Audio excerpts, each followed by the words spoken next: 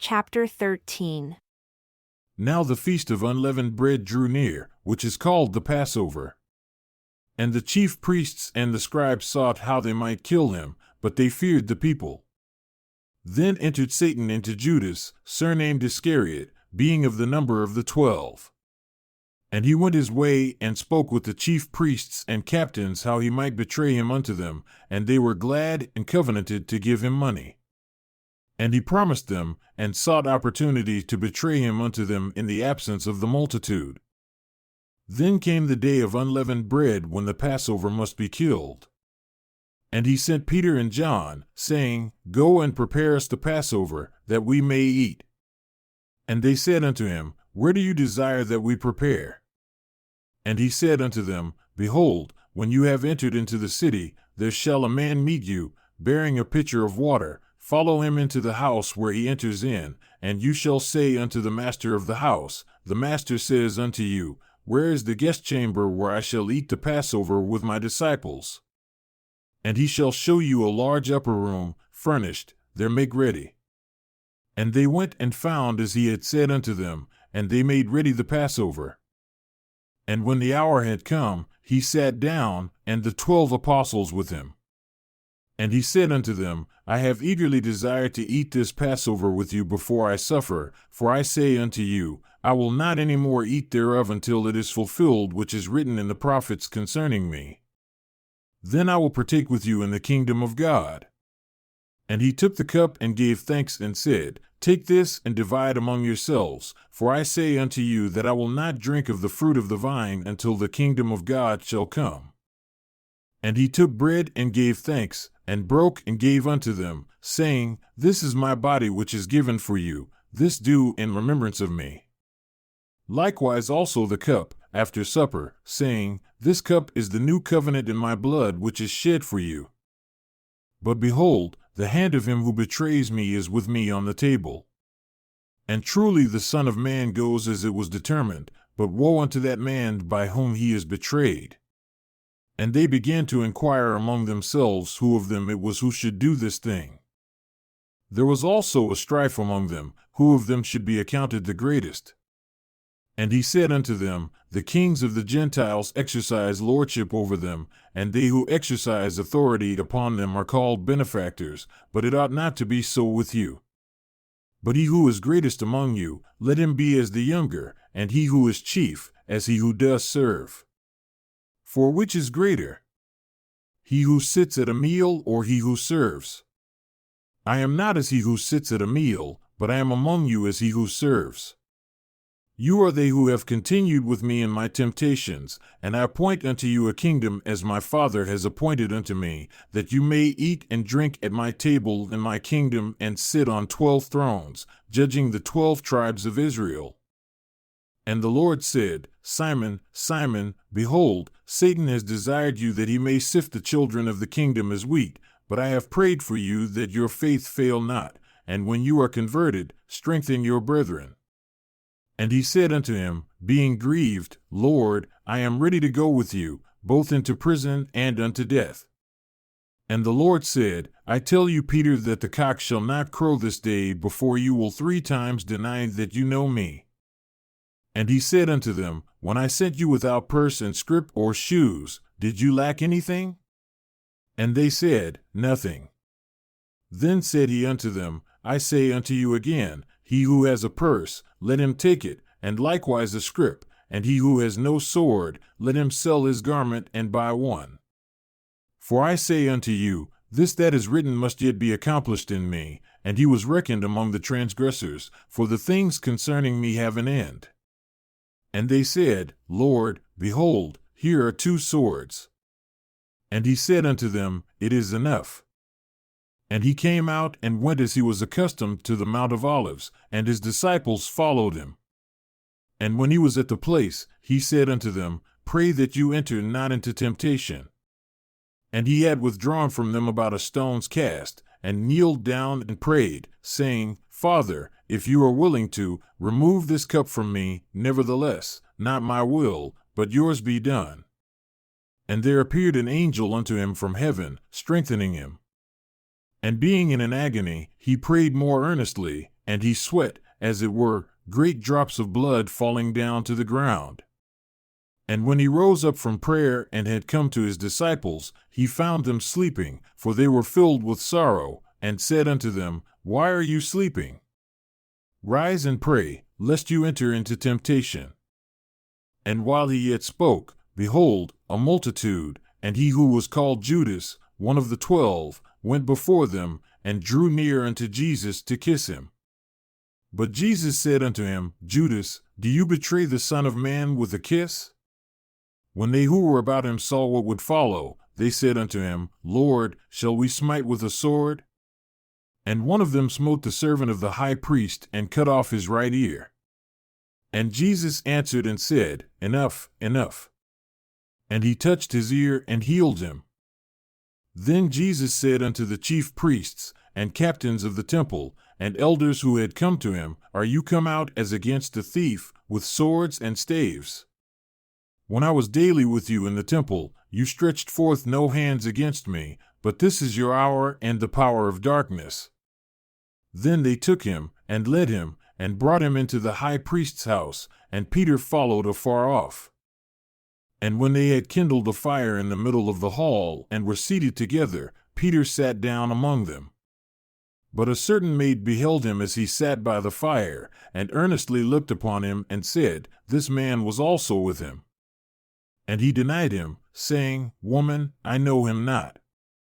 And after a little while, another saw him, and said, You are also of them. And Peter said, Man, I am not.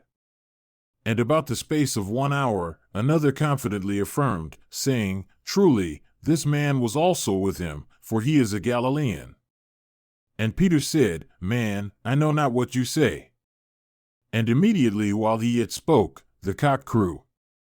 And the Lord turned and looked upon Peter, and Peter remembered the word of the Lord, how he had said unto him, Before the cock crows, you shall deny me 3 times. And Peter went out and wept bitterly. And the men who held Jesus mocked him and smote him. And when they had blindfolded him, they struck him on the face and asked him, saying, Prophesy, who is it who smote you? And many other things blasphemously spoke they against him. And as soon as it was day, the elders of the people, and the chief priests, and the scribes came together and led him into their council, saying, Are you the Christ? Tell us. And he said unto them, If I tell you, you will not believe. And if I also ask you, you will not answer me nor let me go. Hereafter shall the Son of Man sit on the right hand of the power of God. Then said they all, Are you then the Son of God? And he said unto them, You say that I am. And they said, What do we need of any further witness? For we ourselves have heard of his own mouth. And the whole multitude of them arose and led him unto Pilate. And they began to accuse him, saying, We found this man perverting the nation and forbidding to give tribute to Caesar, saying that he himself is Christ, a king. And Pilate asked him, saying, Are you the king of the Jews? And he answered him and said, Yea, you say it. Then said Pilate to the chief priests and people, I find no fault in this man. And they were the more fierce, saying, He stirs up the people, teaching throughout all Judea, beginning from Galilee to this place. When Pilate heard of Galilee, he asked whether the man was a Galilean. And as soon as he knew that he belonged unto Herod's jurisdiction, he sent him to Herod, who himself also was at Jerusalem at that time. And when Herod saw Jesus, he was exceedingly glad, for he was desirous of a long time to see him, because he had heard many things of him, and he hoped to have seen some miracle done by him.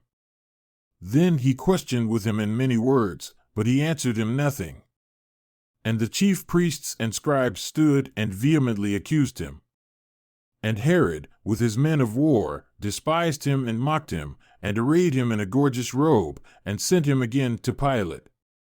And the same day, Pilate and Herod were made friends together, for before this they were at enmity between themselves. And Pilate, when he had called together the chief priests, and the rulers, and the people, said unto them, You have brought this man unto me as one who perverts the people, and behold, I, having examined him before you, have found no fault in this man, touching those things whereof you accuse him.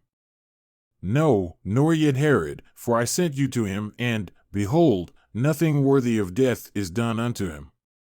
I will therefore chastise him and release him, for of necessity he must release one unto them at the feast. But they cried out all at once, saying, Away with this man, and release unto us Barabbas, who, for a certain sedition made in the city and for murder, was cast into prison.